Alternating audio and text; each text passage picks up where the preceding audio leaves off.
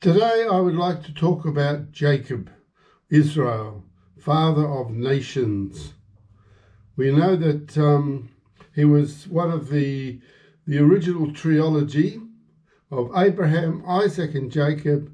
We've already looked at Abraham and Isaac. Let's have a look at Jacob. The three of them mentioned together appears 32 times. But let's just stick with Jacob right now. And we'll just read here about how and when he was born. And Isaac entreated the Lord for his wife because she was barren, for Rebekah. And the Lord was entreated of him, and Rebekah his wife conceived, and the children struggled together within her. And she said, If it be so, why am I thus? And she went to inquire of the Lord. And the Lord said unto her, 2 nations are in thy womb, two manner of people shall be separated from thy bowels. The one people shall be stronger than the other people, and the elder shall serve the younger.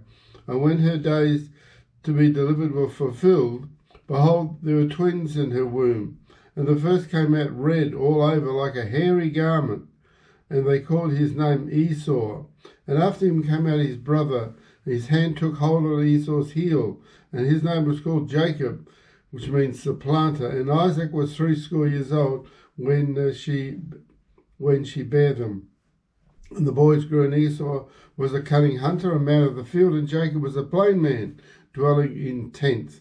And Isaac loved Esau because he did eat of his venison, but Rebekah loved Jacob. So as you can see, we're going to have a problem here where the parents have their favourites, and that's always causes trouble. So from the moment that Esau and Jacob grew up, Jacob really smarted under the fact that he was born second, and he desired the birthright. And he tricked his brother Esau. We'll read it in Genesis 25. And Jacob sod pottage, made a stew. And Esau came from the field, and he was faint. And Esau said to Jacob, Feed me, I pray thee, with some red pottage, for I am faint. Therefore was his name called Edom, or red. And Jacob said, Sell me this day thy birthright. And Esau said, Behold, I am at the point to die, and what profit shall this birthright do to me? Well, of course, that was a gross exaggeration. He was nowhere near the point of death. He was just exceedingly hungry, but that's how he felt. And Jacob said, Swear to me this day. And he swore unto him, and he sold his birthright unto Jacob. Then Jacob gave Esau bread and pottage of lentils. He did eat and drink, and rose up and wiped his mouth. That was it, went his way. Thus Esau despised his birthright. So Jacob tricked him out of it. But he couldn't have tricked him out of it if he had really valued it like he should have. We know in the New Testament comments on this occasion in Hebrews chapter 12, Looking diligently lest any man fail of the grace of God, lest any root of bitterness springing up trouble you, talking to people in the Lord, and thereby many be defiled. Lest there be a fornicator or a profane, the word means ungodly person, as Esau, who for one morsel of meat sold his birthright.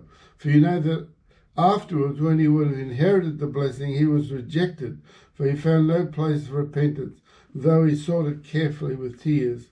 And so here we see this whole setup between Jacob and Esau, his brother, and we'll just keep going. And Jacob went near unto his father and felt him. So this was the time, I've jumped to Genesis 27, where he not only had robbed him of his birthright, now he wants to rob him of the blessing which came from the father, which is from Isaac.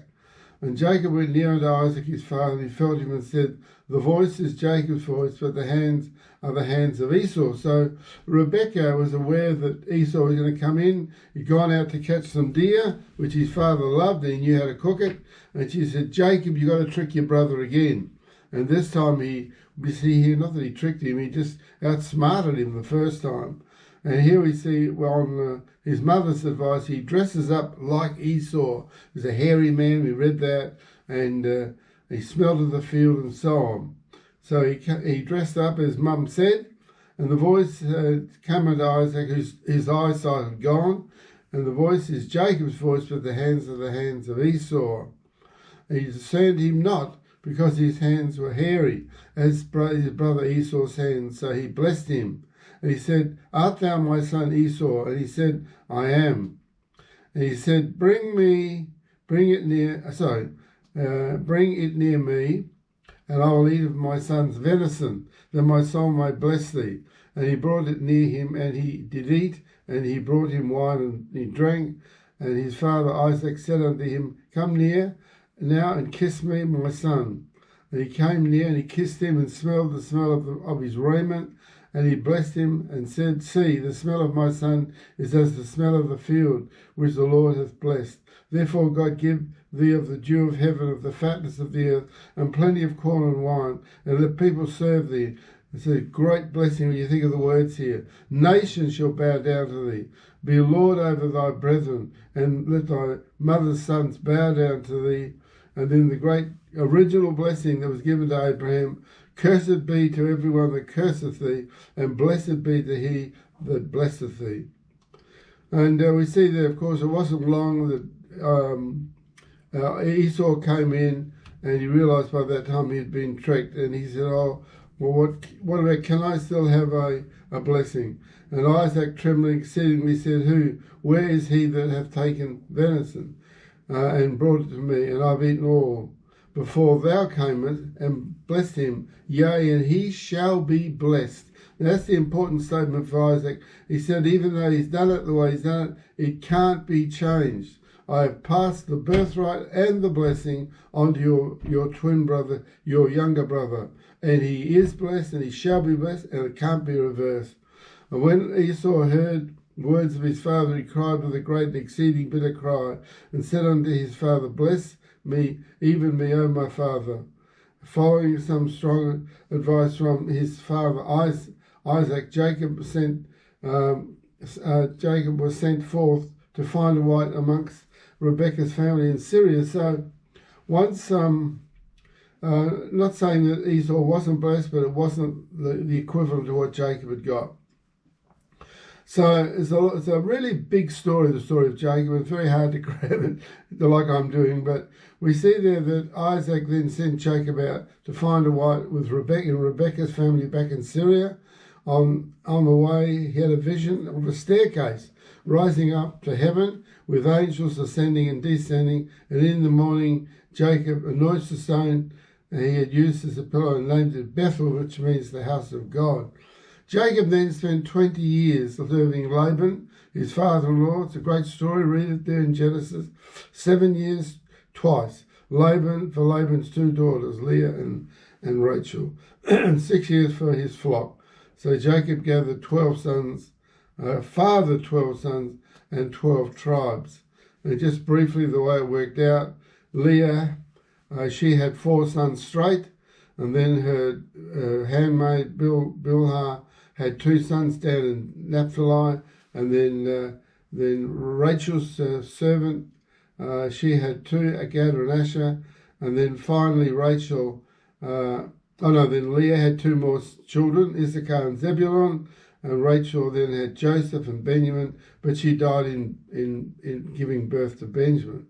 And they had one daughter, Dinah, which we won't go into today. We'll stick with Jacob. And so we see here that it was a difficult time when you look back on the life of Jacob. He loved Rachel, and Leah knew that, which made it difficult. She was forever trying to get his love, and Rachel was forever trying to have a child. And eventually that did happen.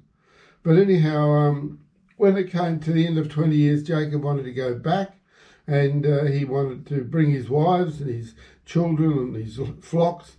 And in the end, he had to run away because Laban, his father-in-law, would never give his blessing.